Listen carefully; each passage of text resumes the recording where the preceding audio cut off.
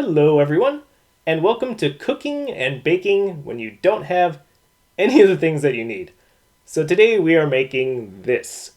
So Foundan shi cola. I have no idea what that's supposed to be. And you're supposed to make it in a range, and I don't have a range. And this box came with 6 cups, and then there's a packet of gray stuff, this little bag with some circle stuff in it, and then this bag with some white stuff in it. And it looks like in step 1 that you're basically supposed to add the gray stuff with butter and then mix it with a spatula. And I don't have a spatula and I don't have any butter because I don't have any money. So I just added some olive oil.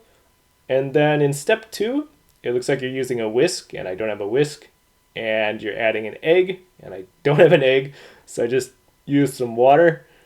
And then you're mixing in, looks like some brown stuff, which I have no idea what that was supposed to be. So there was nothing in the box, and I added nothing.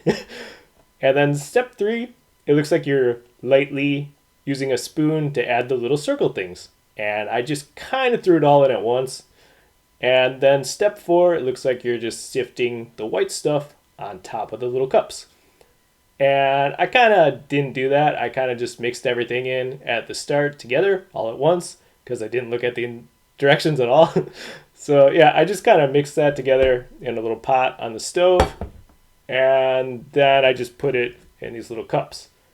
And I think it's supposed to go back in the range, but I don't have a range. And I don't think I should put these little things because they're paper in a toaster oven.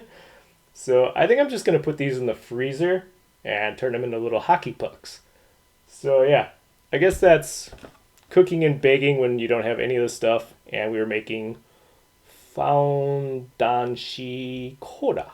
So yeah, that's all for now. Enjoy the next one.